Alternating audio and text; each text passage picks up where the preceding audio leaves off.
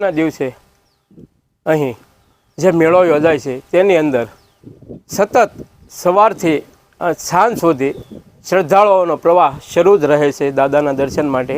એક બાજુ જમણવાર ચાલુ હોય છે અને એક બાજુ ભજન સંતવાણી જગતના ભીડ છે। અહીંયા કોઈ નાતભેદ કોઈ એવું રહેતું નથી। અહીંયા કોઈ પણ આવી શકે છે અને પોતાની માનતા પીર બાપા સૌની માનતા સ્વીકારે છે અને પોતે ધન્યતા પાવે છે। તો તુષારભાઈ, આ સ્થળ કઈ જગ્યાએ આવેલું છે? આ સ્થળ એક વેળાવદર છે, વિરડી છે અને સારોડિયા છે। એ ત્રણેયનું સેન્ટર છે, એટલે ત્રણેય સાઈડથી તમે ગમે તે બાજુથી આવો તો સરખું જ અંતર થાય છે।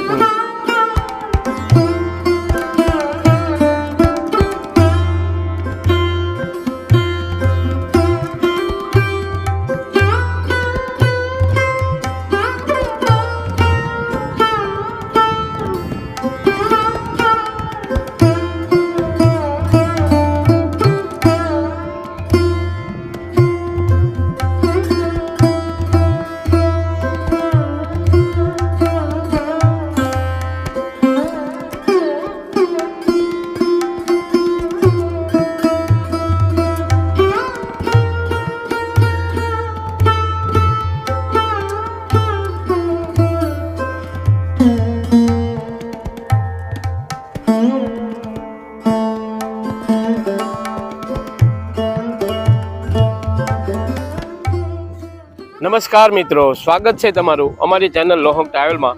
મિત્રો, આજે અમે જઈ રહ્યા છીએ હિન્દુ મુસ્લિમ કોમી એકતાનું પ્રતીક ગણાય એવા જગતપીર। મિત્રો, જગતપીર દાદાએ ધૂળેટીના દિવસે ભવ્યથી અતિભવ્ય મેળો યોજાય છે। તો આજે આપણે તે મેળા વિશે બધી જાણકારી મેળવીશું કે મેળામાં કઈ રીતે પહોંચાય અને મેળાનું કયા દિવસે આયોજન રાખવામાં આવેલું છે અને મેળા દરમિયાન ત્યાં શું કાર્યક્રમો ગોઠવવાના છે। તો આવી તમામ બાબતોની આજે આપણે જાણકારી મેળવીશું। તો જોડાઈ રહેજો વિડીયોમાં અને વિડીયોને અંત સુધી જોજો, જેથી તમને જગતપીર દાદાએ જે મેળો યોજાય છે તેના વિશે બધી જાણકારી મળે।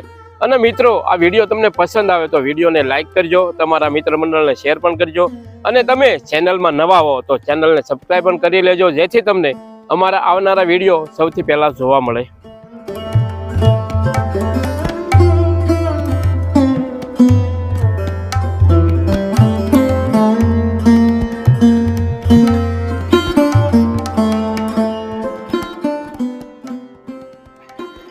મિત્રો, જગતપીર દાદાનું મંદિર ગારિયાધાર તાલુકાના વિરડી ગામ નજીક આવેલું છે, જ્યાં વર્ષોથી ધૂળેટીના દિવસે ભવ્ય મેળો યોજાય છે અને હજારો લોકો જગતપીર દાદાના દર્શને આવે છે અને જગતપીર દાદા બધા જ ભાવિકોની મનોકામના પૂર્ણ કરે છે।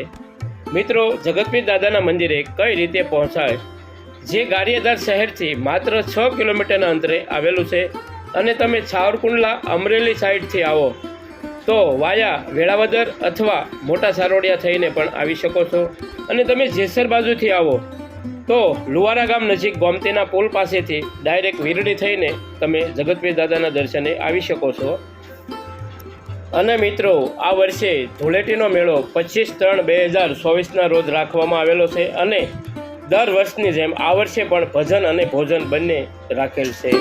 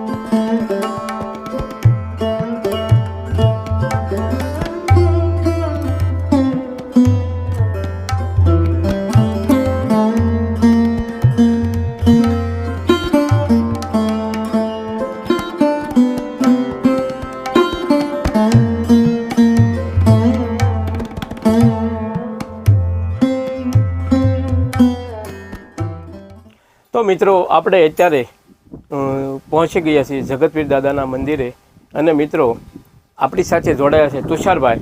તો તુષારભાઈ, સૌપ્રથમ તમારું સ્વાગત છે અમારી ચેનલમાં. અને અહીં મેળા દરમિયાન શું કાર્યક્રમો યોજાય છે? એક તો અહીંયા ધૂળેટીના દિવસે બહુ મસ્ત મેળો યોજાય છે. સવારથી દર્શન શરૂ થઈ જાય છે અને લોકો પોતાના પરિવારની સાથે આવીને એક આખો દિવસ મેળામાં ચકડોળ આતે બધાનો મોજ માણે છે અને પ્રસાદ રૂપી ભોજન લે છે અને રાઉન્ડ હોય છે, એમાં બેસીને ભજન સંતવાણીનો કાર્યક્રમ હોય છે. તે કાર્યક્રમમાં આનંદ લે છે અને તે રીતે પૂરો આખો દિવસ ચારો બાજુથી માણસો આવે છે અને પોતાના દર્શન કરીને ધન્યતા પામે છે.